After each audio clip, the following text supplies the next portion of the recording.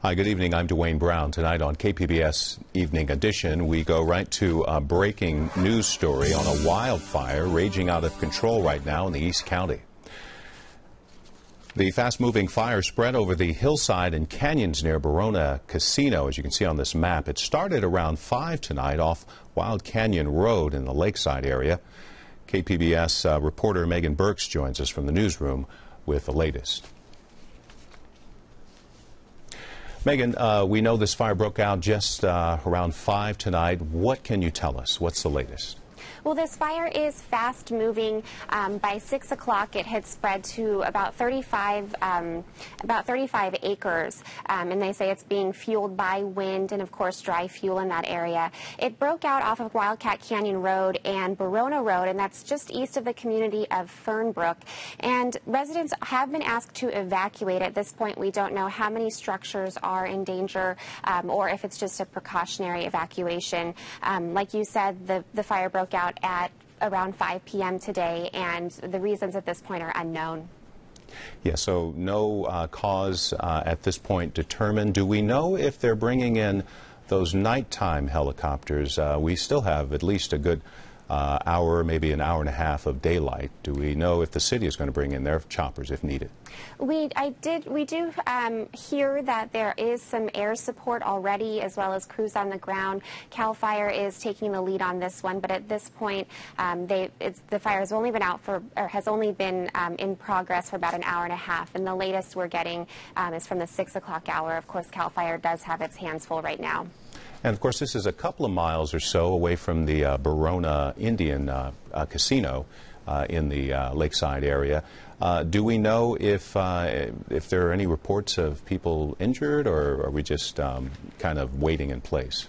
At this point, we're not hearing any reports of injuries. We're just hearing that there have been evacuations. It sounds like the flames are sort of going through all of the ravines in that area, all of the back country, and so some of those back country homes may be threatened. But like I said, at this point, we don't know to what extent that threat is, if structures are in danger, and we have not heard of any injuries at this point.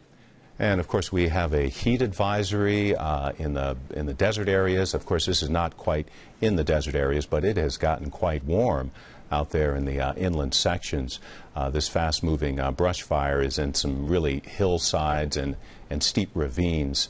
I'm just wondering, Megan, at this point, are we going to get any feedback from first responders to give us an update? We're definitely working here in the KPBS newsroom to get some first responders on our air to follow up with CAL FIRE and get the latest for you guys. Yes, and of course we will be bringing you more developments in this story. This wildfire that's quickly moving in Lakeside. It went from 20 acres at the beginning at around 5 o'clock tonight and has grown at least to 40 acres. We're covering this as well as on television, as well as on the radio and online. For more information, that's kpbs.org. Doubling down on a new stadium today, Mayor Kevin Faulconer claims the Chargers are no longer negotiating with the city. During a news conference, he says city and county leaders will present their plans for a new stadium to the NFL in a few weeks. The mayor says he wants to show the NFL San Diego's ability to approve a stadium plan in a timely manner. He says an environmental impact report could be done by October. That would pave the way for a city vote by January. But Chargers spokesman Mark Fabiani wrote in an email to KPBS that it will take a year to finish that environmental report. So, quote, there isn't much more to talk about at the moment, end quote. San Diego County beaches have received top scores in Heal the Bay's annual report card. 93% of beaches earned an A for water quality during dry periods last summer and winter. The lack of rain and increased conservation led to less surface runoff. The beach report card still shows the county has room for improvement during wet weather. 15% of beaches received a D or F following rainy days. One beach along Mission Bay got an F during the dry months due to excessive bacteria and pollution. San Diego researchers say there's another reason to cut trans fat out of your diet. Savvy shoppers have been studying nutrition labels, and the FDA has been looking into the effects for years. Now, We're learning trans fat may lead to memory problems. KPBS science reporter David Wagner is here to explain. The new study shows that people who eat more trans fats tend to do worse on a memory test. Men under 45 were asked to fill out a dietary survey, and then they were given a word recall test. UC San Diego professor of medicine Beatrice Galome says consumption of trans fats predicted their performance. We found that people who ate more trans fats among younger adults in their key career building years performed worse on a memory test. Galome says on average, participants forgot one word for every 1.3 grams of trans fat they ate. She thinks this is happening because trans fats can have a damaging pro-oxidant effect on brain cells. On Tuesday, the FDA ordered food companies to phase trans fats out of their products by June 2018. David Wagner, KPBS News. Research also shows boosting your brain power is a vital link to remaining active in later life. The number of folks 65 and older in San Diego County is projected to nearly double in 15 years. That's why many of them turned out today at Liberty Station to learn more.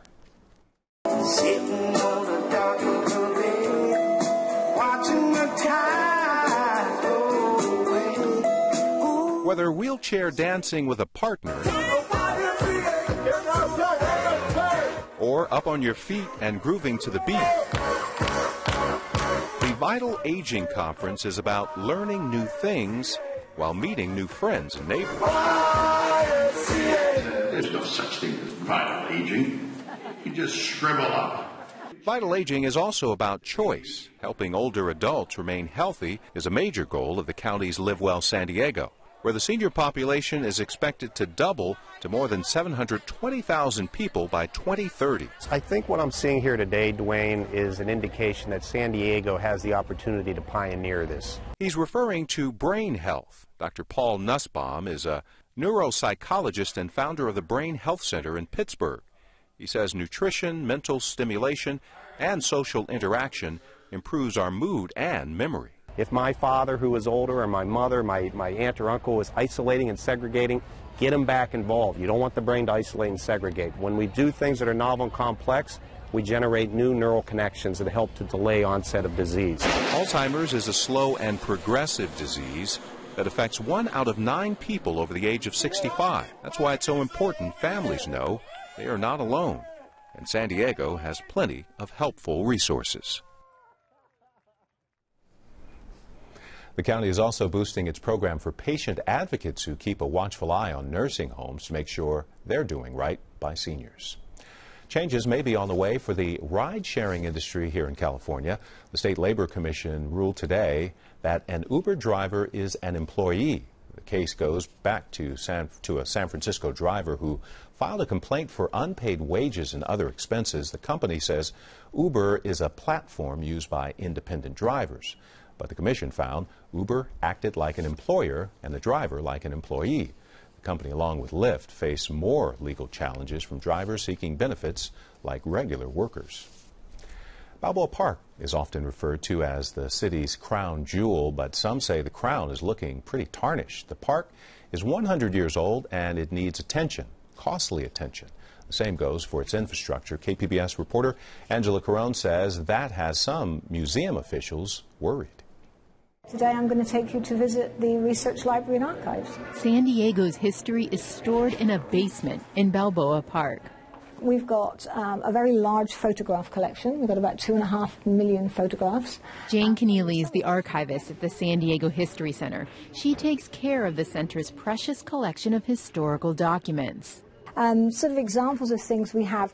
This is the election results from 1855 for the county. And there were actually only 67 people that could vote. Of course, no women, just men. Voting was a lot less complicated back then. No hanging chads, nothing else, just one piece of paper. It was wonderful. There are people who work in the park who think collections like this one are in danger. If we had a major flood here, the history of San Diego would be washed away. Charlotte Kagan is the executive director at the History Center. She's worried one of the 100-year-old underground water pipes might break.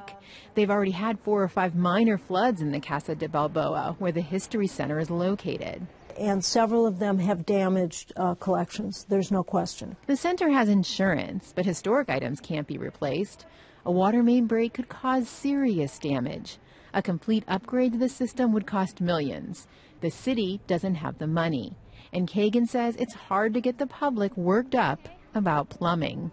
The other thing is that deferred maintenance and infrastructure issues are not very sexy. Hard to argue with that. But one man has made it his business to know exactly what needs fixing in the water main system. Dr. Matt Ron is a professor at SDSU. And so a lot of the infrastructure runs, under our streets or to the side of the street in the grassy areas to allow for, access and to distribute to all the buildings, and infrastructure and gardens and so forth on either side. Ron and his students are mapping the park's water pipes. They're developing an app that will help city workers find weak points in the system. Not just the weak points, but being able to stand anywhere in the park at a broken water main and to be able to look at a map of Google Earth in real time and to be able to identify, this is where the closest 3 valves are, say, to isolate that piece of pipe. Once they isolate a break, they can minimize damage, and they also won't have to shut off water to the entire park. Ron says parks like San Francisco's Golden Gate have the same infrastructure issues. And if you compare Balboa Park to some European parks, that's a whole other level of rusty pipe. We talk about our infrastructure being 100 years old. In other places I've been, we're talking about hundreds of years, and that's difficult to deal with. But Ron says leaders in Balboa Park should still be concerned about collections kept underground. If you have a major failure in the system, then you could put at risk the collections and the amazing work that we have here and stored in the park. Ron doesn't have to tell the History Center's Charlotte Kagan that. To her, 100-year-old pipes mean trouble. So, of course, it's going to break at some point. And we better deal with it now, because otherwise, as I said, these collections are at risk on a daily basis. Kagan and other park leaders may rest easier if Ron and his students succeed in using today's technology to deal with the park's century-old plumbing. Angela Carone, KPBS News. You can find more of our stories on Balboa Park, the heart of San Diego, online at kpbs.org/Balboa Park. Ninth Circuit Court of Appeals is set to make a decision in a long-running battle over concealed weapons permits. Peggy Pico takes a look at the arguments. A 3-judge panel of the Ninth Circuit Court of Appeals ruled last year against the San Diego Sheriff's Department's requirement that a permit applicant show a specific need beyond self-defense to carry a concealed gun in public, calling the policy too restrictive. Now the case is back before the full panel of judges. Joining me with what's at stake are my guests, legal counsel Robert Fagan with the County Sheriff's Department and attorney Paul Newharth, who brought the lawsuit forward. And Robert, remind us of what the county's concealed weapons permitting standards are that led to this lawsuit. Well, the Sheriff's Department follows state law, and the state law requires that the applicant be of good moral character, that there's good cause for the issuance of the license, and that they're a resident of the county, and that they have a certain course of training in order to safely operate firearms. What's some of the reasonings behind the rules of who gets issued a permit and who it doesn't? Well, in terms of the Sheriff's Department, as it stands prior to the lawsuit, and as we're waiting for the decision from the Ninth Circuit, something more than just simply writing self-defense on your application is required, and that comes from the Department of Justice, who administers and sets forth the license application. And really what they require and what they say is that in order for an applicant who wants something for self-protection, they've got to provide examples and good cause and explain why they need it for self-protection. And how do our rules here, the sheriff's rules here, compare to other counties? Well, there are 58 sheriffs and 58 different ways of doing it. So this sheriff and this sheriff's department believe that we follow what the Department of Justice for the state requires and what good cause is under California law. Now, Paul, your client, Edward Peruta from San Diego, he sued the Sheriff's Department after being denied a permit to carry a gun. How come? Well, he wanted to carry a firearm because he has a concealed weapons permit that, in other states that allow him to travel between his state where he lives in the summer in Connecticut to San Diego where he spends his winters. He's also has an independent journalism online company where he submits and goes into crime scenes and is an initial responder at different times. But why did he think that, you know, the self-defense, particularly that you had to go, that going beyond the self-defense, that's all he had to say, and he didn't think that was right? Well, his initial application actually was for the fact that he was a journalist and that he did live here and that he had a number of other permits from other states and should be allowed to carry a firearm here. And he was turned down. He thought that that should not have been a proper denial of his application. So since he spends so much time here, why wouldn't he be able to have a concealed weapons permit here? Why does he have to show that he's the victim of a crime, wait to have that happen before then being allowed to have a permit in San Diego? So that's his argument. The state attorney general, though, says that loosening concealed weapons permitting standards would allow more people to carry guns and could threaten law enforcement officials and endanger the public. So I'll start with you. What is your response to that? That's somewhat of a specious argument because, in fact, they're not trying to legislate or show uniformity within the state of California. They don't like the way the outcome is of the three-judge panel. They were asked by the Sheriff's Department to join at the outset of this lawsuit. The state of California and the Attorney General's office said no, they would not.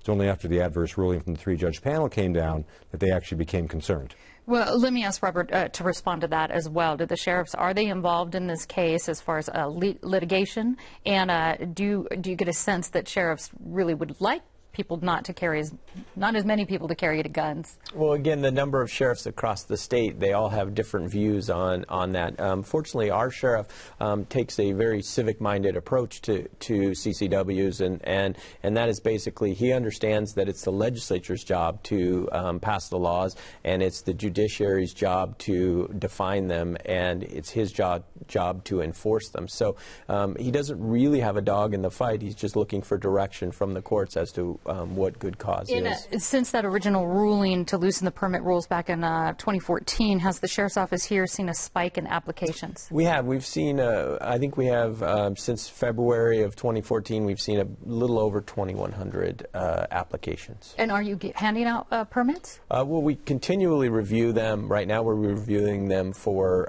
good cause as the statute is written, and those 2,100 are held in abeyance waiting the outcome. And Paul, do you think this case will end up in the U.S. Supreme Court, as many have suggested, and if so, why? There's a strong likelihood that it will, just because it's a question that has been posed, it's a question that's being answered in a number of other circuits. It's not going to go away. We're going to need some sort of finality as to this, and the U.S. Supreme Court is really going to be the only body that can provide that to us. I see. So Paul Newhart and Robert Fagan, thank you so much. Thank you. Leaders of 4 Mexican states met in Tijuana today to talk about a new strategy for economic development. KPBS Fronteras reporter Jean Guerrero has the story. Mexico's northern states have long tried working together, aligning policies from east to west along the border. The new focus is on north-south coordination to work on issues affecting both sides of the border, like the drought. Lo que está sucediendo allá del lado norteamericano. What's happening on the North American side will start to impact this side of the border. We've seen cuts of 10 to 15% of the supply of water from the Colorado River for this region. Diaz is director of a regional development ministry that includes the Baja California states, Sinaloa, and Sonora.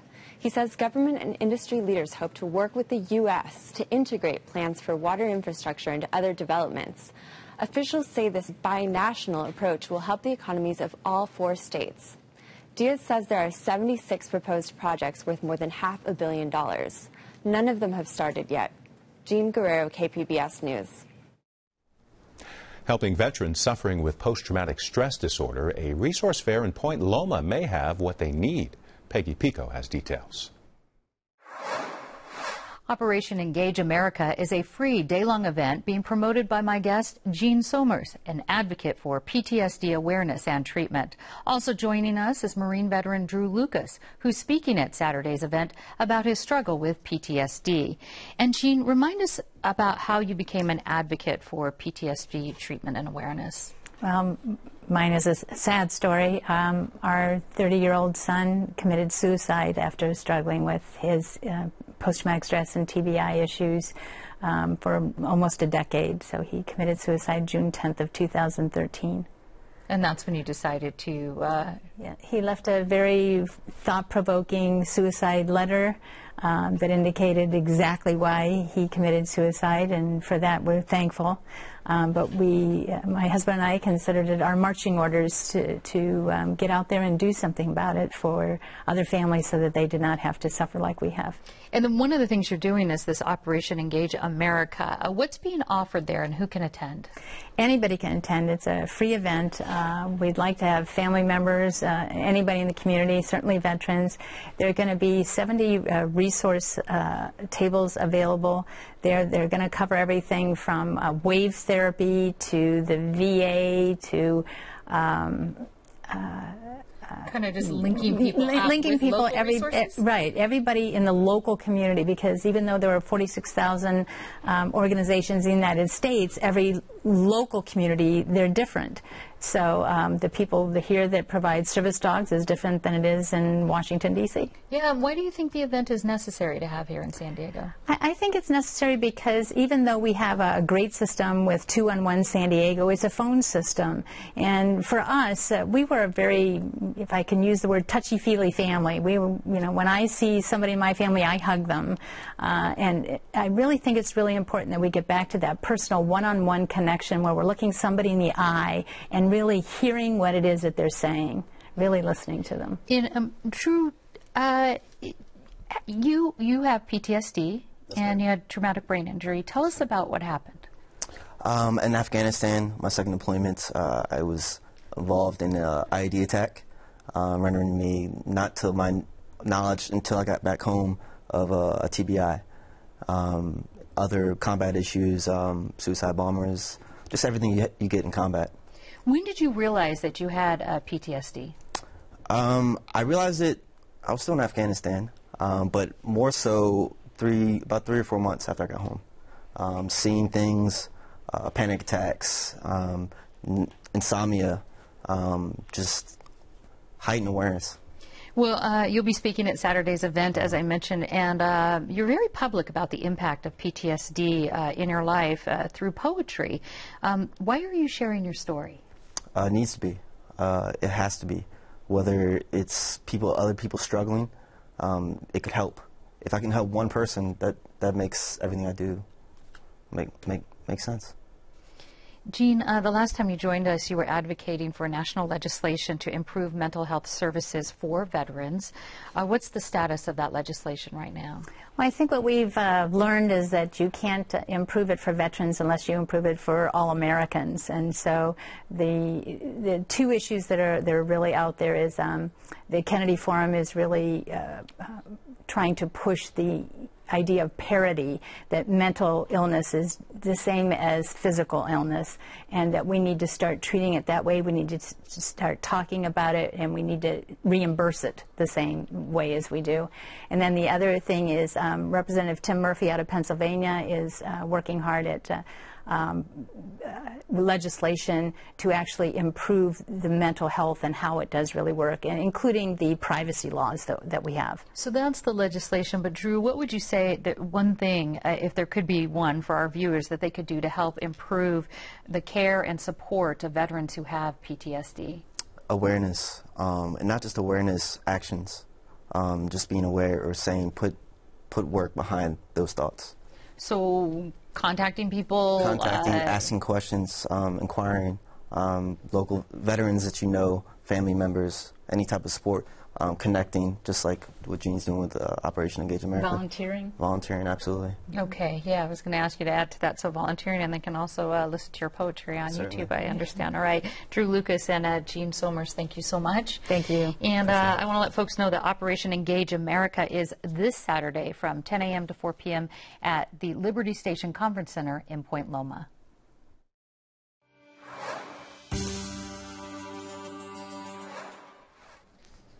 Let's get an update now on the breaking news out of Lakeside. A wildfire racing out of control right now. At least 40 acres burning right now near the Verona Casino. KPBS reporter Megan Burks joins us from the newsroom with the latest.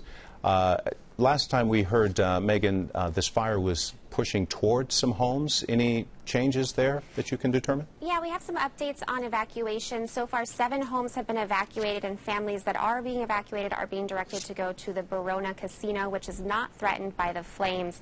Now, none of these evacuation orders are mandatory at this point. They're just cautionary, and we're hearing that there are no more evacuation orders. The latest from CAL FIRE is that this fire is holding steady at 50 acres. There is some air support. Now, that tanker will be in the air until sunset, and once the sun does set, firefighters there will have the option to get the San Diego Fire Department's helicopter that can do some night runs. So the fire is holding steady at this point. No more evacuations being ordered, but again, those who have had to leave their homes are going to the Verona Casino.